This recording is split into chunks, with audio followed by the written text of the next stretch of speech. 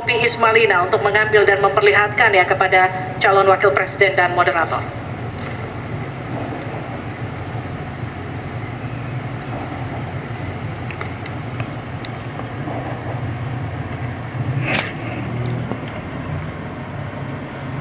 Silakan diperlihatkan. Oke. Perkotaan. Baik, selanjutnya Ibu Retno Agustina Eka Putri untuk mengundi huruf A, B, atau C.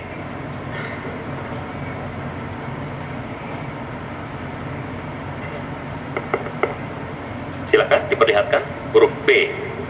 Perkotaan huruf B.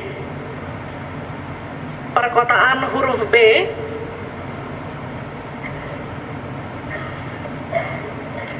Kita akan buka amplop pertanyaan yang masih disegel. Dan kami kembali ingatkan kepada para calon wakil presiden untuk mendengarkan dengan seksama, karena kami hanya akan membacakan pertanyaan satu kali. Pertanyaan untuk calon wakil presiden nomor urut 1, Bapak Muhaimin Iskandar. Dengan subtema perkotaan.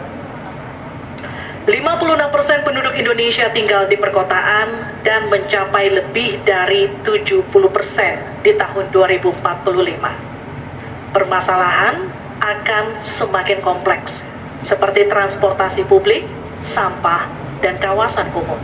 Pertanyaannya, bagaimana strategi paslon menyiapkan instrumen fiskal khusus untuk mengatasi masalah tersebut? Waktu Bapak untuk menjawab 2 menit. Kita mulai ketika Bapak mulai berbicara. Silakan. Terima kasih. Perkotaan ini menjadi kebutuhan untuk terus menjadi bagian dari pembangunan nasional kita. Di antara kebutuhan pokok dari perkotaan ini adalah infrastruktur yang memadai.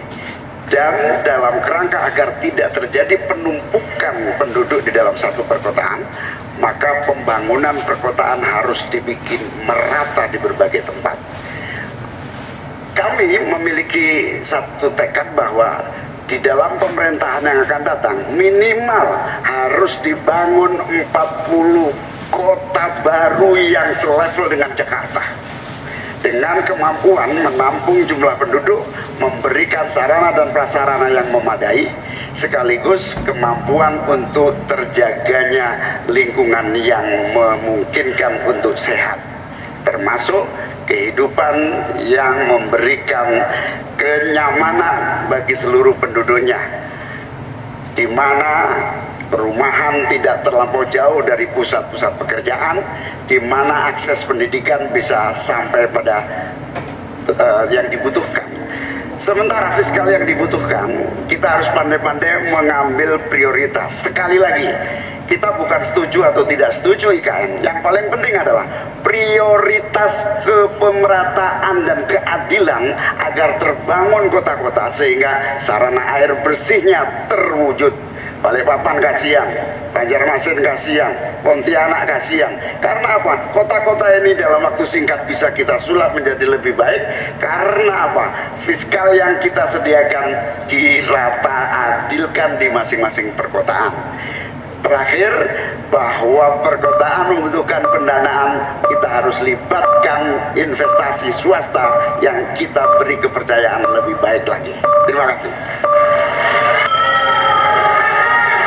Berikan kesempatan kepada Pak Gibran, Cawapres nomor 2 untuk menanggapi. Waktu Anda 1 menit, silakan.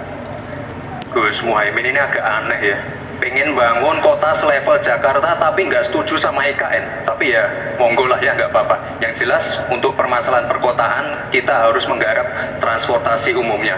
Kita pastikan transportasi umum ini aman, nyaman, terutama bagi kaum disabilitas, lansia, dan anak-anak. Lalu kita pastikan transportasi umum ini ada digitalisasinya. Sekarang kan sudah ada teman bus. Nah ini harus kita replikasi di beberapa kota juga.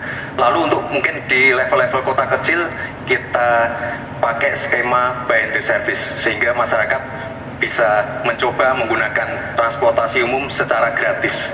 Lalu untuk masalah kumuh, nah ini perlu kolaborasi. BSPS dari Kementerian PUPR, ETLH dari Pemda, dan juga CSR dari swasta. Terima kasih. Harap tenang. Terima kasih. Waktu Anda masih tersisa? Habis? Cukup. Ya. Selanjutnya calon wakil presiden nomor urut 3 Bapak Mahfud MD untuk menanggapi. Waktu untuk menanggapi 1 menit Bapak. Kita akan mulai ketika Bapak mulai berbicara. Silakan.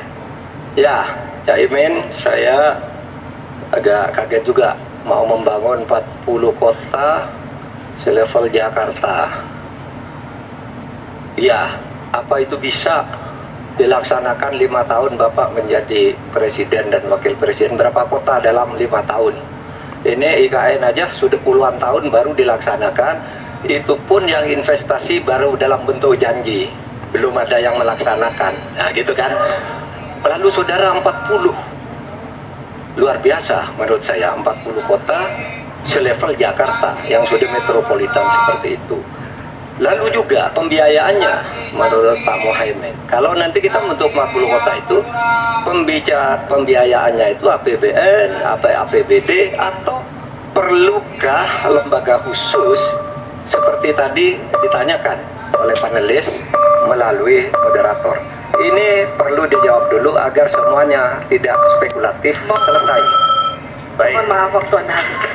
Kami akan kembalikan ke Pak Muhaimin. Mohon tenang, belum selesai. Pak Muhaimin, waktu Anda untuk menanggapi atas tanggapan dari Pak Gibran dan Pak Mahfud. Waktu Anda, silakan. Ya, yang saya sampaikan seperti Jakarta itu memiliki standar upaya sampai menuju Jakarta, di mana tentu kota-kota yang potensial cukup disentuh dengan beberapa anggaran yang menumbuh kembangkan. Misalnya Pontianak, 1 tahun cuma 1 triliun.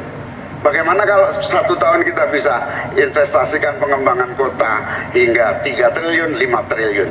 APBN kita cukup.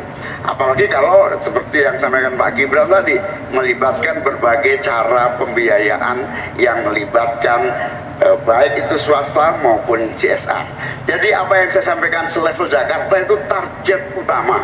Tetapi yang lebih penting dari itu adalah infrastruktur yang dibutuhkan, dipersiapkan dari potensi yang sudah ada. Sehingga dalam waktu singkat kota-kota 40 kota itu benar-benar sudah menggunakan potensi yang sudah dimiliki yang ada. Habis? Harap tenang, nanti kita akan berikan waktu untuk aplaus. Selanjutnya kita akan beralih ke pertanyaan untuk calon wakil presiden nomor urut 2 Bapak Gibran Rakabuming Raka. Tenang. Untuk itu kita akan persilakan panelis Bapak Suharnomo untuk mengambil undian subtema kelima dalam Fishball. Silakan diperlihatkan ke calon wakil presiden dan ke moderator Bapak.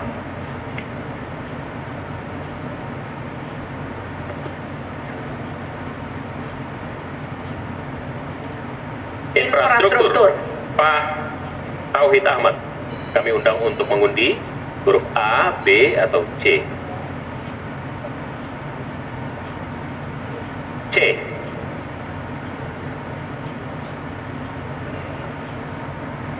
Infrastruktur huruf C. Masih tersegel Bapak.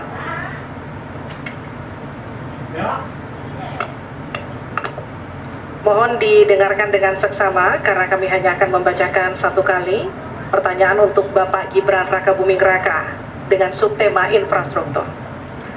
Dalam 5 tahun biaya infrastruktur pada proyek strategis nasional sebesar 2.385 triliun rupiah dari APBN. Sementara untuk infrastruktur sosial seperti sanitasi dan air bersih masih memprihatinkan. Pertanyaannya, bagaimana strategi paslon untuk memastikan penyediaan infrastruktur sosial tanpa membebani keuangan daerah? Waktu Anda untuk menjawab 2 menit, kita akan mulai ketika Anda berbicara. Silakan. Baik, terima kasih.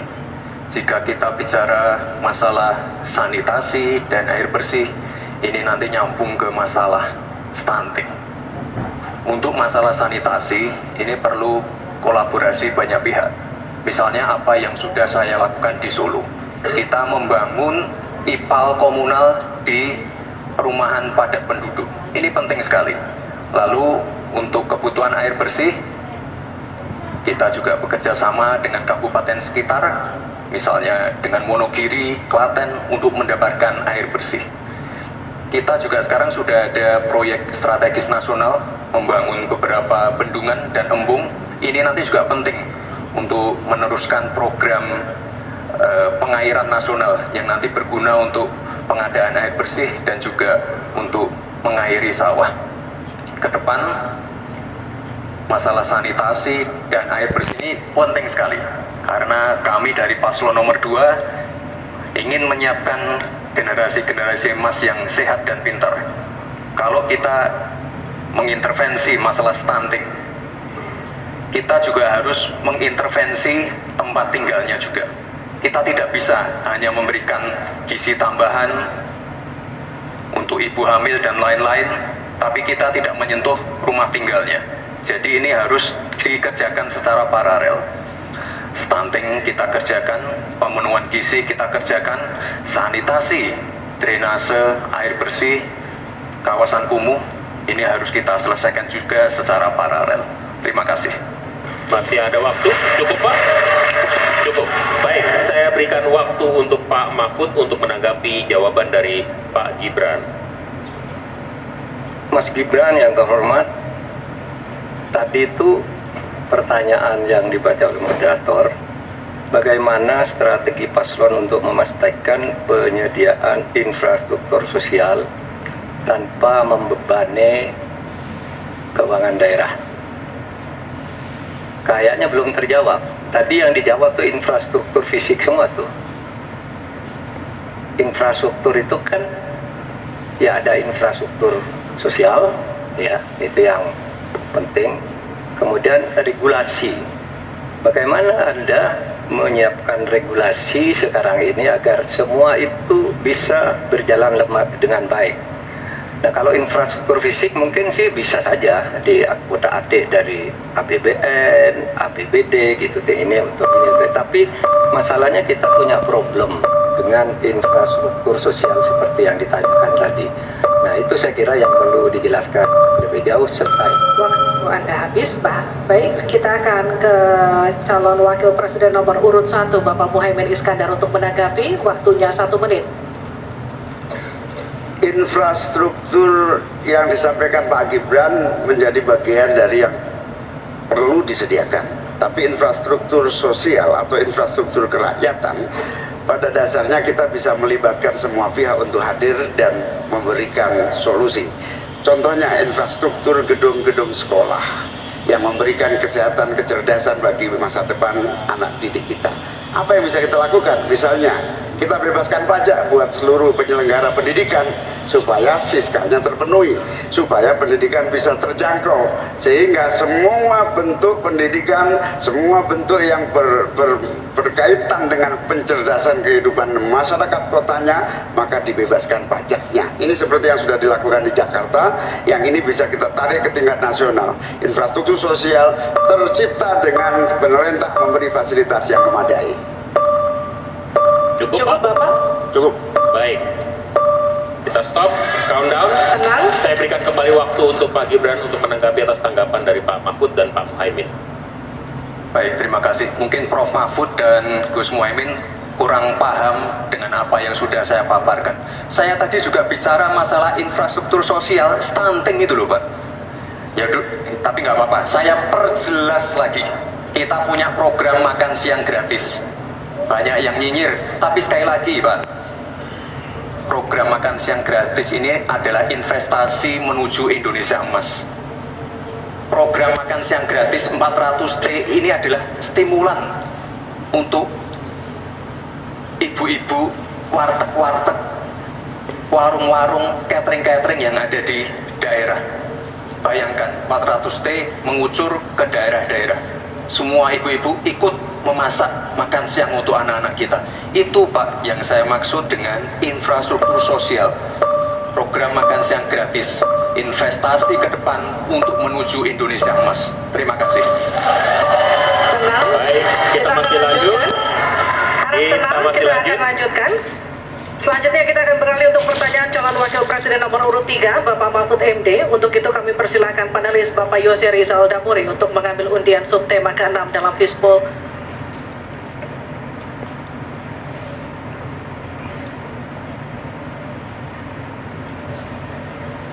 Silakan diperlihatkan ke calon wakil presiden dan ke moderator. Perdagangan. Ya. Dan Bapak Aditya Wardono untuk membantu kita mengundi huruf A, B, atau C.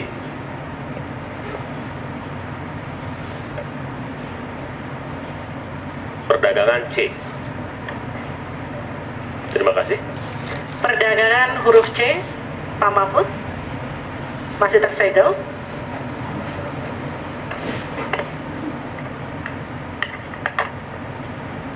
Mohon didengarkan dengan seksama karena kami hanya akan membacakan satu kali. Pertanyaan untuk Bapak Mahfud MD dengan subtema perdagangan. Untuk meliberalisasi perekonomian, Indonesia telah meratifikasi lebih dari 25 perjanjian perdagangan bebas.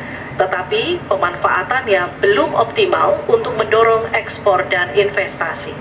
Pertanyaannya, bagaimana strategi paslon untuk mengoptimalkan pemanfaatan perjanjian-perjanjian tersebut guna meningkatkan ekspor dan memperkecil defisit neraca perdagangan?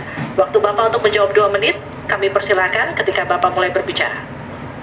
Baik, menurut saya untuk mengoptimalkan pemanfaatan perjanjian-perjanjian, saudara sekalian, saya dan Mas Ganjar kebetulan Ganjar Mahfud ini sudah berdiskusi lama tentang ini. Sekurang-kurangnya ada 3 hal yang menjadi strategi kami.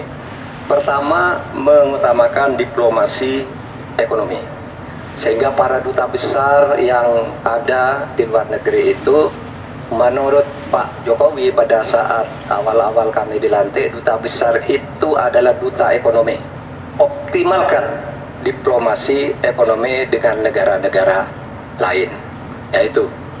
Kemudian yang kedua, juga kami akan melakukan perdagangan untuk mengintegrasikan perdagangan nasional kita ini ke perdagangan global, sehingga memenuhi standar-standar internasional.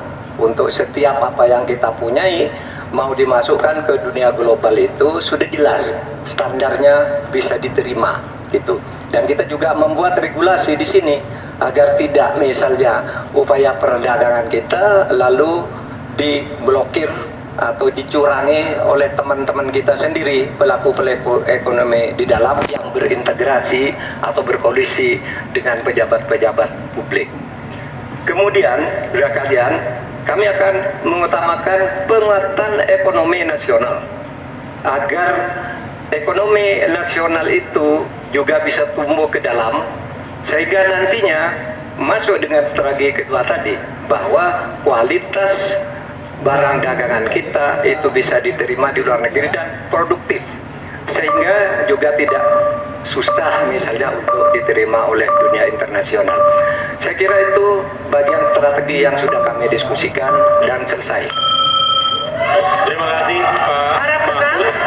Saya persilakan Pak Muhaimin untuk menanggapi jawaban dari Pak Mahfud tadi. Ya, Pak Mahfud, kalau diplomasi sebagai pemasaran itu normatif ya.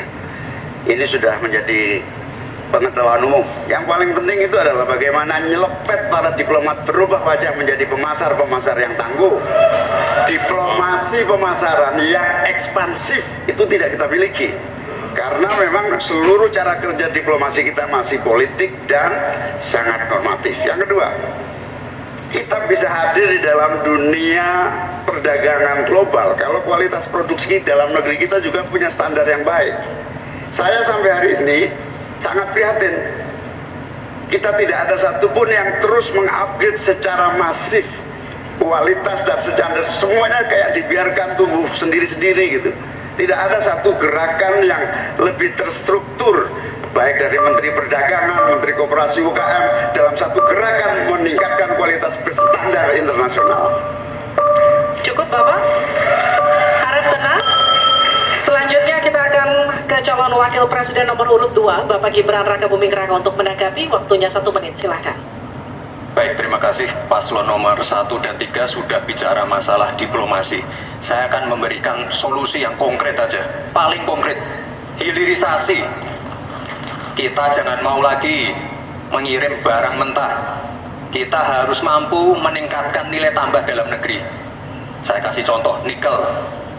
Dulu sebelum ada hilirisasi, kita ekspor hanya 3 miliar US dollars.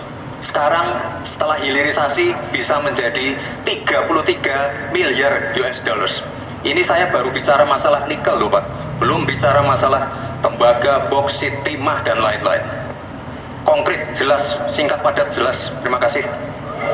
Waktu Anda masih tersisa? Cukup? Cukup Bapak? Cukup. Baik. Baik. Kami kembalikan ke Pak Mahfud untuk menanggapi. Ya. Baik, terima kasih. Ini masalah diplomasi. Diplomasi Tenang. itu normatif. Mohon Nah, tenang. Sebenarnya, saudara sekalian, kalau diplomasinya selama tidak, saya kira sistem rekrutmen diplomat sekarang ini harus ditinjau ulang. Dulu-dulu diplomat-diplomat kita tuh bagus. Ya, sekarang ini kadang-kala ada titipan dari partai.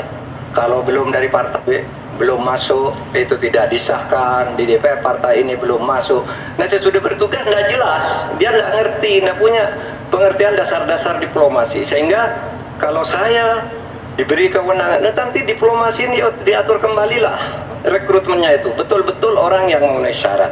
Nah, soal hilirisasi itu sudah masuk sebenarnya Mas Gibran. Saya tadi kan bicara soal penguatan ketahanan ekonomi nasional. Itu di dalamnya memang sudah ada hilirisasi dan industrialisasi yang aman lingkungan. Itu selesai. Terima kasih, kita berikan apresiasi untuk ketiga calon wakil presiden kita di pemilu 2024. Dan kami persilakan para calon wakil presiden untuk kembali ke tempat duduk masing-masing. Silakan Bapak. Di segmen selanjutnya, ini seharusnya segmen yang kita